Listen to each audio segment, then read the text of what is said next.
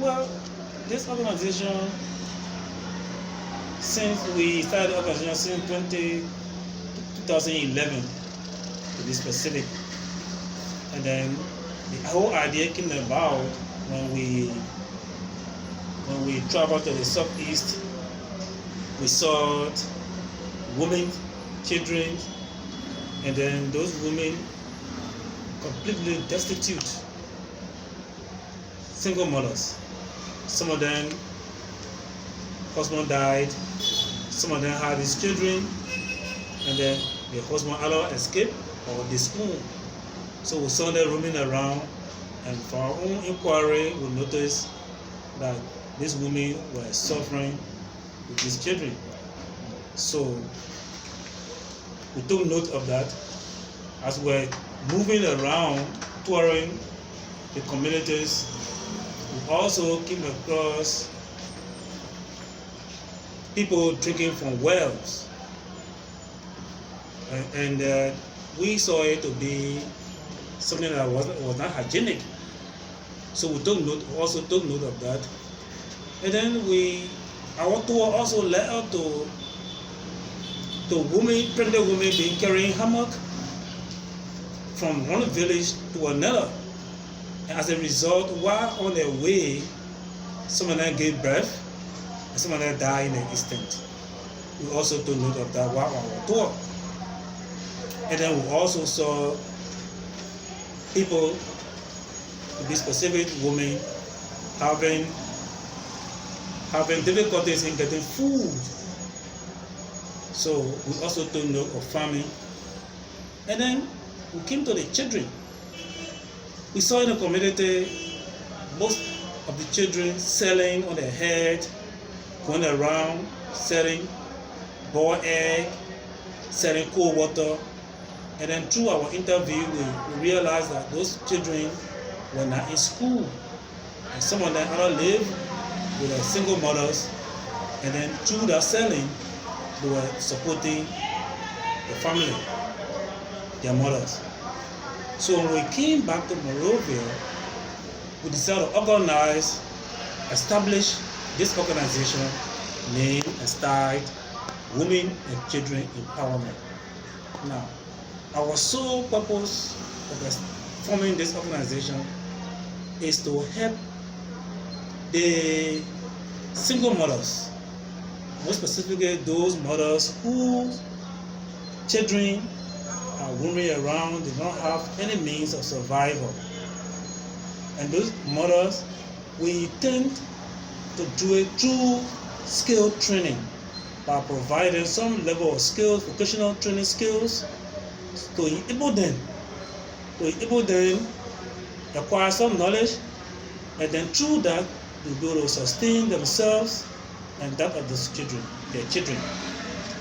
So in that skill training program that we established or to be established, we have hairdressing, we also have catering or pastry, we have tailoring, we have interior decoration. And now those women will be trained in those capacities as they want it. And then when they graduate, our program is designed in a way that when they graduate in those capacities of their choice, whatever tools or material will be available, they will have to give it to them to start life for themselves. For example, those that are doing hairdressing, if they went through the curriculum, the 6-month or 7-month, 9-month program, and upon graduation, the organization provided material that they will carry along to start their work. Those that are doing pastry, if they graduate, upon their graduation, they will be provided material, cookie, bouquet, whatever it entails, that will start their business with to live. Those that are doing tailoring, upon graduation, they will carry the machines, clothes, and whatever will be available so they can start their life in that regard. So, in other words, for the children, our vocational style of them is to provide an education through vocation, both academic and vocation. Now, we intend establishing an institution that will solely be catered to vulnerable children, and in that they will be provided skill training. For example, we'll have, for example, we'll be having like how you call it, we have farming in that vocation. We come from school and go to the trade. We'll be having drafting. We'll be having mechanic.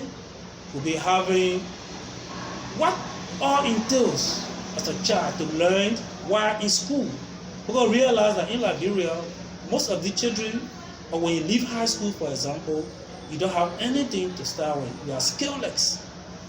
We'll be having computer school and all. So as they graduate, we're going to start with something that they're going to live on their way to college.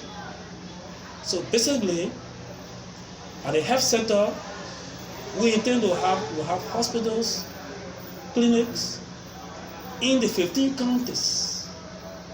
Now, those clinics will cater to vulnerable women and children.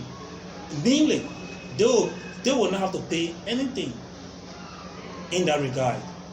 Because we notice that, as I said earlier, you have a pregnant woman from a village walking or putting hammock to go to another nearby village, town for delivery. As a result, many of them don't survive in those cases.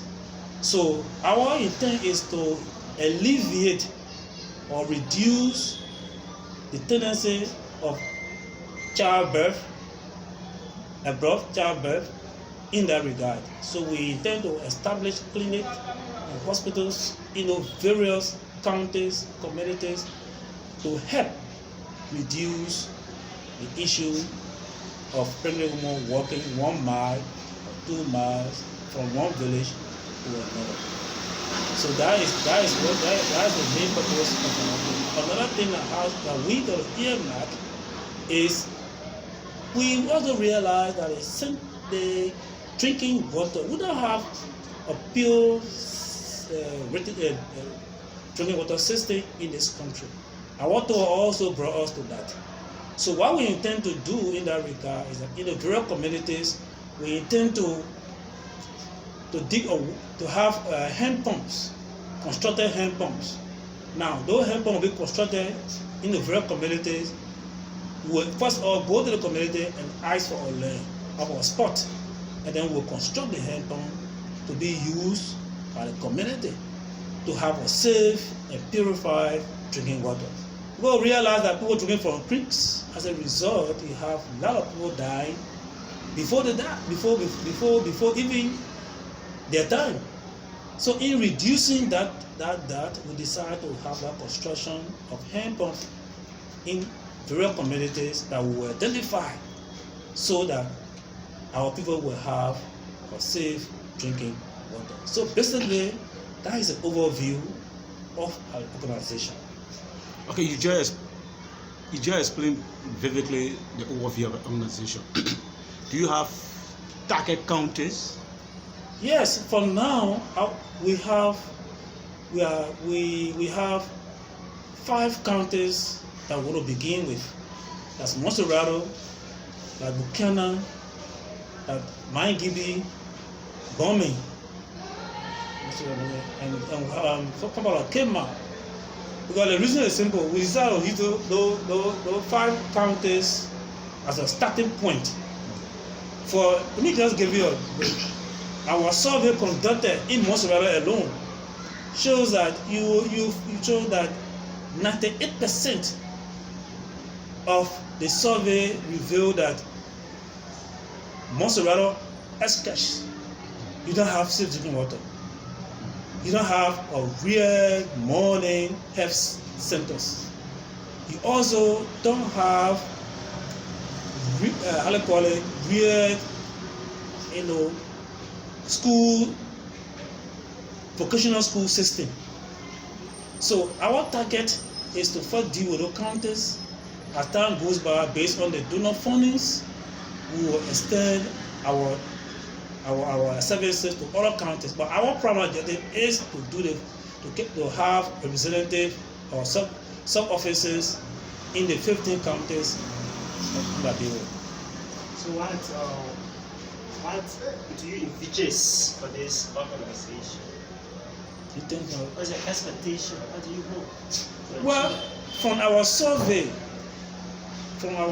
conducted before we engage into this endeavor, and also after the establishment of this organization, we realized that this organization will grow because the children are all on the street. And when we introduce this program, and when we start this program, it will help these children to have a better future for Liberia. And the women, the single mothers also will have a better economic status by improving the living conditions in order to have a better life. And that will also help the government of Liberia, because the government of Liberia by law is obliged to a citizen by providing all basic needs. But looking at the economic constraint and the work over, we are saying that our way of helping the government is to come by way of organizing, establishing this organization with support of donor funds to help alleviate the suffering of the people. So what's the current working relationship between you and those donors that are expected to provide the financial support? Well, we have sponsors who bought the idea, but then we also want seminars in Ghana, Nigeria. But then when it came to COVID-19, the COVID-19 affected the entire world. So we try to reconnect to our sponsors, and then we are on course with that. And as soon as we got green light, we'll keep the ball rolling, and then we'll move on. If you are asked to give time or the total number of people that you will be targeting, the organization will be targeting, can you tell us how many disadvantaged women and children will you be targeting in the first phase of your activities? Well, yes, our survey conducted, as I said, for Monserrado alone, we're targeting our first phase. We're targeting a total of 250 women, disadvantaged women. As our catalog, we have all the catalog as various communities like Corwell. We have our survey conducted there. We have a lot of Corwell. We have Groville. We have Tingle Village. We have Mount Barclay. Those outskirts. We have a total of 250 women. And then what we intend to do, we intend to establish centers in those areas. So we develop Monserrado into 4 zones in that regard. So each center was established, each center in those zones, and then we'll have a total of 50 women in the zone, and then whatever center we will build there, it will incorporate the group for the first phase. After that, we have a second phase, after that, a third phase, and just like that to run it simultaneously. So you didn't mention about the children. You never spoke about the women. So how many children have you targeted? Yeah, usually the children. Our survey also conducted.